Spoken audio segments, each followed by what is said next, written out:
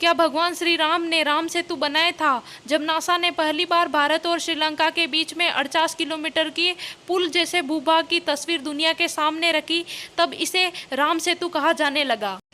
NASA ने जिस पुल जैसे भूभाग की तस्वीर दुनिया के सामने रखी, वह पुल जैसा भूभाग कई सालों पहले इंसानों द्वारा बनाया गया होगा।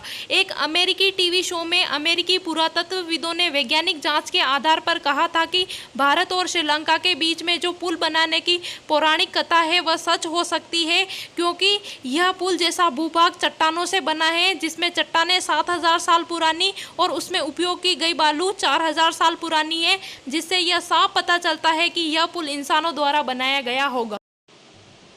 वाल्मीकि रामायण में बताया गया है कि जब श्री राम ने सीता को लंकापति रावण से छुड़ाने के लिए लंका पर चढ़ाई की थी, तो उन्होंने नल और नील से एक सेतु बनवाया था। इस सेतु को बनाने में वानर सेना ने नल और नील की मदद की थी। इस सेतु को बनाने में पानी में तैरने वाले पत्थरों का इस्तेमाल किया गया था, जो कि दूसरी जगह से लाए गए थे। ये पुल नल के निरीक्षण में वानरों ने मात्र 5 दिनों के अंदर ही बना दिया था।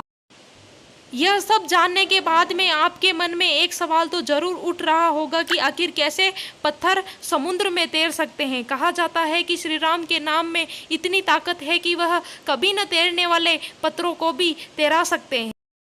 आखिर राम सेतु के पत्थर इतने बड़े समुद्र में कैसे तैर सकते हैं?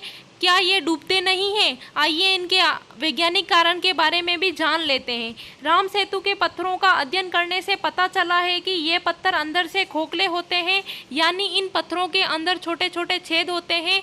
इन छेदों के अंदर हवा भरी होने से ये खोखले महसूस होते हैं और इनका वजन बहुत कम हो जाता है। पत्थरों का वजन कम होने से इन पर पानी की ओर ऊपर की ओर लगने वाला उत्प्लावक बल इन्हें डूबने से रोक लेता है। इस बल के संतुलित हो जाने की वजह से ही यहाँ के पत्थर पानी में नहीं डूब सकते। ठीक इसी उत्प्लावक बल को संतुलित कर पाने की वजह से पानी के बड़े से बड़े जहाज भी पानी में तैरते रहते हैं। इन पत्थरों के पीछे का साइंस इतना ही है कि ये खोखले होते हैं और इनका वजन बहुत कम होता है। आखिर धनुषकोडी को ही क्यों राम सेतु के लिए चुना गया? वाल्मीकि रामायण में जिक्र है कि 3 दिन की खोजबीन के बाद श्री राम ने रामेश्वरम के आगे समुद्र में वह स्थान ढूंढ निकाला जहां से आसानी से श्रीलंका पहुंचा जा सकता था। उन्होंने नल और नील की मदद से उस स्थान से लंका तक पुल बनाने को कहा। दरअसल धनुषकोडी ही भारत श्रीलंका के बीच ऐसी जगह है जहां की गहराई नदी के बराबर है। धनुषकोडी भारत के तमिलनाडु के पूर्वी तट पर रामेश्वरम द्वीप के दक्षिणी किनारे पर एक गांव है। धनुषकोडी पंबन के दक्षिण पूर्व में है। धनुषकोडी श्रीलंका में तल्लेमन्नार से करीब 18 मील पश्चिम में है। इसका नाम धनुषकोडी इसीलिए है कि यहाँ से श्रीलंका तक वानर सेना ने जो पुल बनाया था उसका आकार धनुष के जैसा है। इन सभी इलाकों को मन्नार समुद्री क्षेत्र के तहत माना जाता है। इन पत्थरों में 90% हवा ही होती है। इन पत्थरों को प्यूमिक स्टोन कहा जाता है। आखिर क्या होते हैं ये प्यूमिक स्टोन जो कि पानी में तैरते हैं? ज्वालामुखी से निकलने वाले लावा जब ठंडे होकर जम जाते हैं तो इस तरह के प्यूमिक पत्थरों का निर्माण होता है। तेज तापमान और उच्च दाब की वजह से ज्वालामुखी से काफ़ी तेजी से लावा निकलता है। इसका तापमान लगभग 1500 डिग्री सेंटीग्रेड होता है। इतना गर्म लावा जब हवा या समुद्र के पानी से मिलता है तो कोल्ड शॉक की स्थिति बन जाती है। इसी स्थिति में गर्म लावा के अंदर हवा भर जाती है और तुरंत ही यह ठंडी हो जाती है। यह हवा लावा में रह जाती है और बहुत छोटे छोटे बबल बन जाते हैं। ये बबल मिलकर ही बड़ा सा पत्थर बन जाते हैं। अंदर हवा भरी होने की वजह से इन पत्थरों का वजन बहुत कम हो जाता है, जिससे ये पानी में आसानी से तैर जाते हैं। भारत और श्रीलंका के बीच में जो पुल जैसी संरचना है वह बीच में से समुद्र में डूबी हुई है। आखिर बीच में से यह पुल समुद्र में कैसे डूब गया?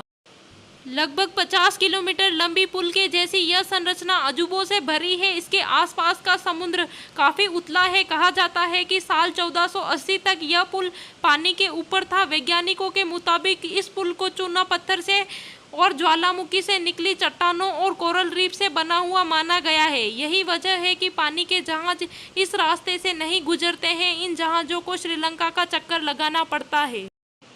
पद्म पुराण के मुताबिक युद्ध से पहले रावण के भाई विभीषण ने धनुषकोडी नगर में श्री राम की शरण ली थी। रावण के अंत पर युद्ध खत्म होने के बाद श्री राम ने विभीषण को लंका का राजा बनाया। तब विभीषण ने श्री राम से कहा कि भारत के वीर राजा हमेशा श्रीलंका पर आक्रमण करने के लिए राम सेतु का इस्तेमाल करेंगे, इससे श्रीलंका अपनी स्वतंत्रता खो सकता है।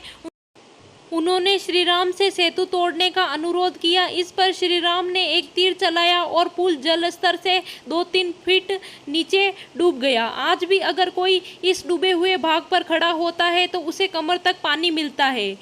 इस जगह का नाम धनुषकोडी का मतलब धनुष का अंत है।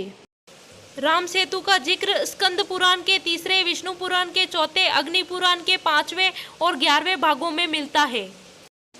इस वीडियो में हमने आपको राम सेतु से जुड़ी समस्त बातों की जानकारी दी है। अगर वीडियो पसंद आए तो हमारे चैनल को सब्सक्राइब और वीडियो को लाइक कीजिए। अगर आप भी श्री राम के भक्त हो तो वीडियो को लाइक और चैनल को सब्सक्राइब कर दीजिए।